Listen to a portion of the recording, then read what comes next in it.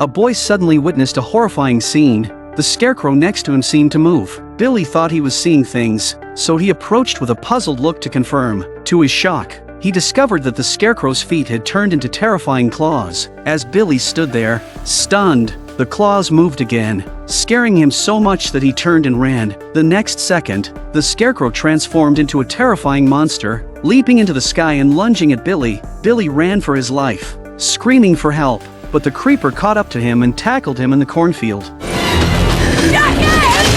His brother, Jack Jr., who was fixing a car, heard his screams and rushed to check. Their father, Taggart, also grabbed his shotgun and hurried out of the house. Seeing movement in the cornfield not far away, they instantly realized that Billy was in danger. However, by the time they charged into the cornfield, the creeper had already taken Billy away. The creeper moved incredibly fast, darting through the cornfield, and the father and son couldn't keep up. Hearing Billy's heart-wrenching cries for help, they were desperate but powerless. They could only watch as the creeper flapped its wings, flying into the sky, and finally disappeared from their sight. What on earth was that thing? Taggart's face was full of fear and worry. Back home, Taggart was unable to sleep peacefully, constantly worried about Billy's safety. Although Taggart knew that Billy's chances of survival were slim, he refused to sit idly by. He was determined to make the creeper pay dearly. So, the father and son sprang into action, using everything they could find at home. After 2.5 days of effort, they finally transformed their car into a giant crossbow launcher. They also made several matching giant arrows.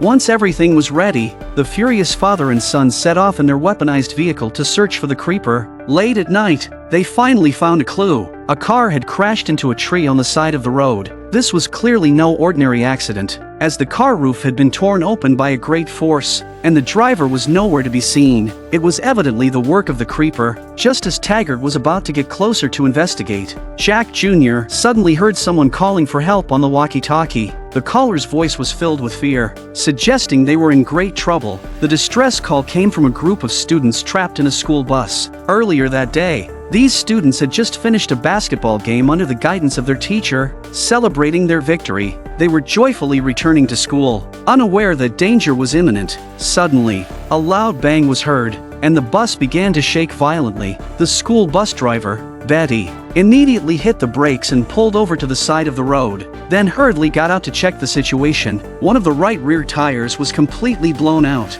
and the cause was a strangely shaped dart. Coach Charlie struggled to pull the dart out and discovered it was made of some kind of bone. Even more terrifying was the fact that a human tooth appeared to be embedded in it, which made Charlie drop the dart in fright. They then tried to call for help, only to find there was no signal in this remote location. Fortunately, the right rear wheel had 2 tires. Seeing that it was getting dark, Betty could only drive the school bus slowly. However, they hadn't gone far before another tire was punctured by a dart. This dart made Dwayne and Betty even more uneasy. The dart had a human belly button embedded in it. 2 consecutive tire punctures by the same type of dart were clearly no accident. For safety, Betty decided to have the students return to the bus, but as Charlie was placing flares on the ground to prevent a rear-end collision, he was suddenly snatched up by a shadow descending from the sky. When the others heard the commotion and turned around, Charlie was nowhere to be seen, only a flare lying on the ground. Betty, who felt something was wrong, immediately arranged for the students to get into the school bus and close the door. Then she went off alone to search for the missing Charlie.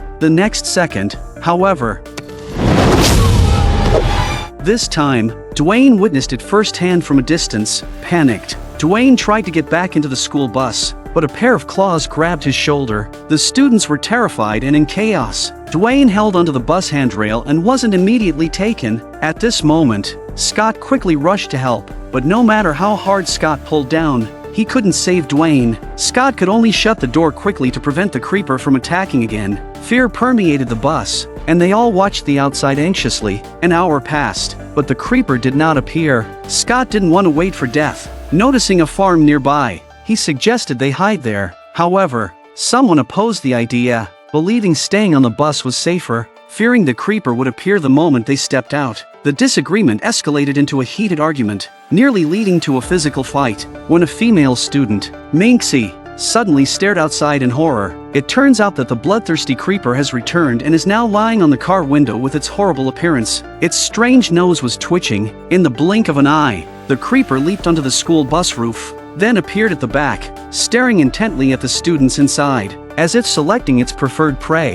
The students were scared to death, not daring to make a sound. After examining them, the creeper locked its gaze on Scott. From its sinister smile, it was clear the creeper had chosen Scott. Then it continued to select another victim, finally turning its attention to DeAndre. DeAndre was also unfortunate enough to become the creeper's target. The creeper excitedly licked the window with its tongue, seemingly satisfied with its chosen prey, but it didn't start the hunt immediately. Wanting to enjoy the process, the creeper then disappeared into the darkness, flapping its wings. Minxie suddenly fainted, convulsing and rolling her eyes. However, Minxie didn't faint from fear of the creeper. Instead, she entered a strange dream. In the dream, Minxie found herself at Taggart's farm. Seeing the creeper disguised as a scarecrow, she also saw the victims, including Billy, killed by Taggart. They warned Minxie and revealed the origin of the creeper. Awakening from the dream, Minxie shared everything she had seen. It turned out this creeper was a man-eating monster that had existed for thousands of years with an immortal body. Every 23 years, it would appear once and hunt for 23 days. The creeper could use its keen sense of smell to detect the fear humans emitted and used this to select its most suitable prey. Once chosen by the creeper, no matter where you hid,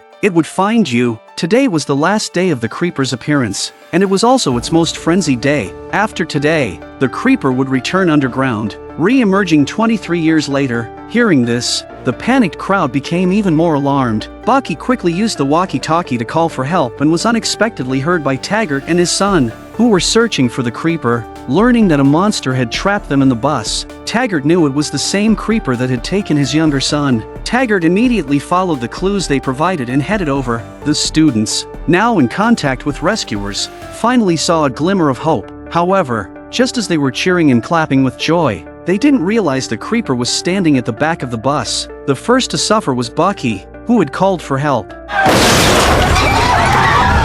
Seeing this, several students rushed to help. Another tug-of-war began between them and the creeper. Rhonda grabbed a javelin and without hesitation stabbed it into the creeper. But this minor injury was nothing to the creeper. It still clung to Bucky, continuing to pull. At the critical moment, Rhonda stabbed again with the javelin, causing the creeper to release Bucky. Rhonda had struck the creeper's head, even gouging out its eyeball. Yet, even with such injuries, the creeper couldn't be killed. It gripped the javelin, trying to pull it out. After several failed attempts, the creeper had no choice but to abandon part of its head. Hearing no more noise outside, a student cautiously went to check. He saw the creeper, half its head gone, still lively and able to flap its wings and lift off. But not long after it flew out, creeper fell down again and hit the roof of the car hard.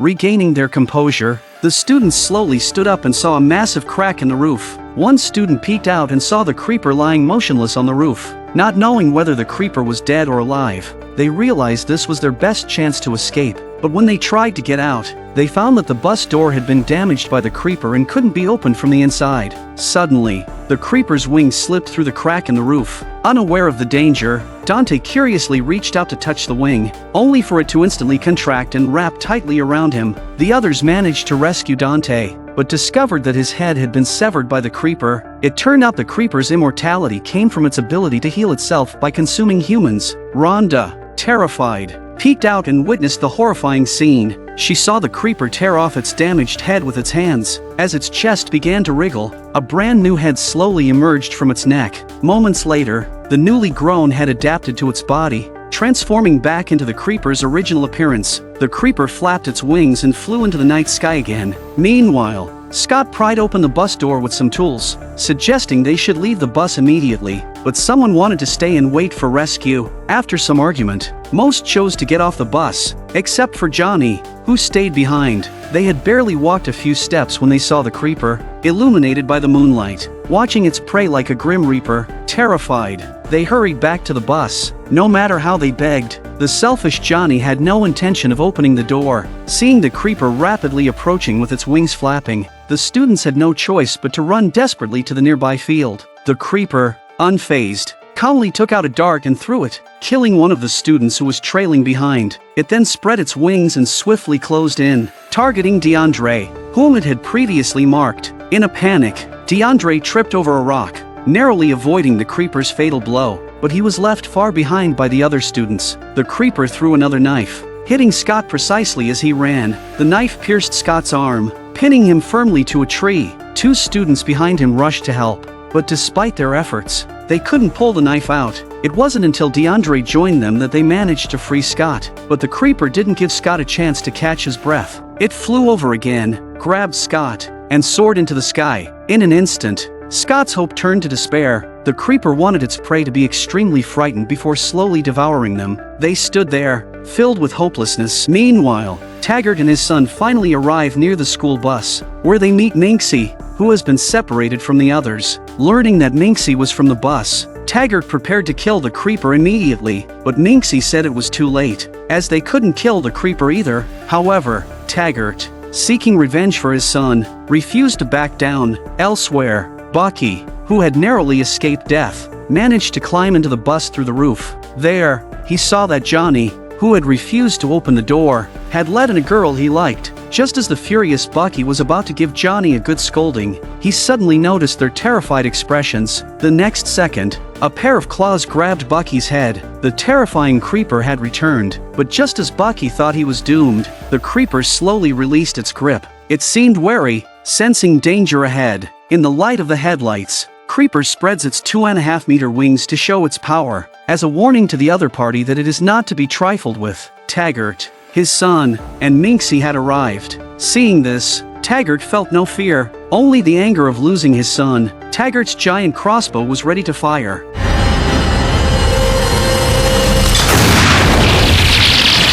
The bolt hit the creeper accurately, and Taggart showed a moment of triumphant joy. But this minor injury was nothing to the creeper. It flew into the air, pulling the cable to its limit, then grabbed the bolt with its hands and flapped its wings forcefully. The powerful force caused the pickup truck to shake uncontrollably. Realizing the danger, Taggart shouted for his son and Minxie in the cab to get out. They had just escaped the pickup when the creeper overturned it in an instant.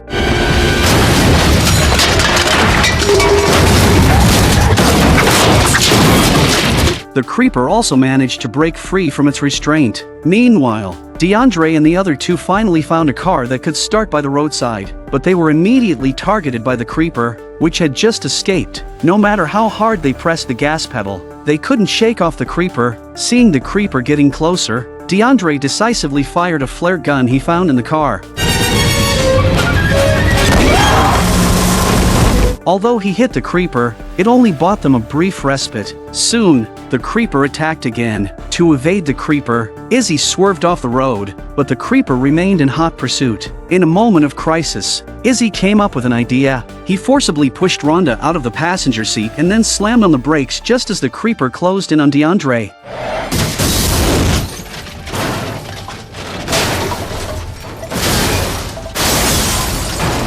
The creeper flew forward, but Izzy was killed instantly in the crash. DeAndre narrowly escaped death but was severely injured. Unable to move his leg, DeAndre struggled to crawl forward and found the creeper's severed wing. It seemed the creeper was also badly wounded. Terrified, DeAndre looked around and spotted the creeper in the nearby bushes. The creeper also looked in his direction, scaring DeAndre into hiding in the grass. DeAndre thought the creeper hadn't seen him, unaware that the creeper could smell the fear humans emitted. Soon, the creeper locked onto DeAndre's location, but as the creeper prepared to chase after him, it suddenly realized it had lost a leg and an arm. DeAndre observed the creeper's every move, and when he saw it wasn't pursuing him, he finally felt a bit relieved. However, what happened next plunged DeAndre back into despair. The creeper began to move by hopping on its single leg and arm. It needed to devour DeAndre quickly to regenerate its lost limbs. DeAndre is now in a state of panic, and his desire to survive forces him to crawl forward.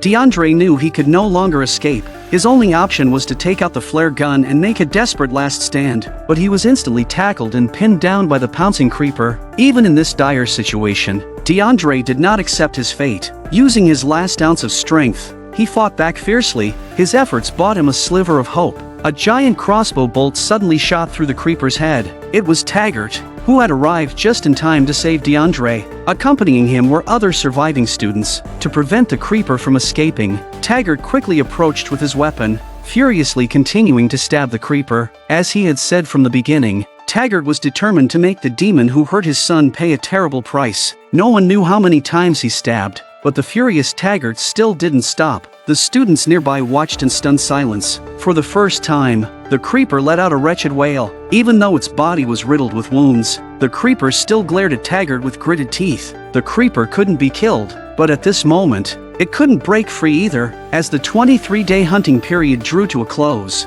the creeper unwillingly opened the wings on the back of its head, forming an oval cocoon and entering its 23-year-long sleep state ahead of schedule. Still furious, Taggart delivered another vicious stab to the cocoon. Learning that the creeper was immortal and would reappear in 23 years, Taggart decided to take the creeper back home. Taggart transformed his farm into a tourist attraction. For just $5, people could get an up-close look at the legendary creeper. Time flew by, and soon it was the next 23 years. The creeper's withered body gradually began to take shape, and in a few days, it would revive again. But Taggart had prepared meticulously. With a giant crossbow always aimed at the creeper, Taggart kept a vigilant watch nearly 24 hours a day, ready to kill the creeper the moment it awoke.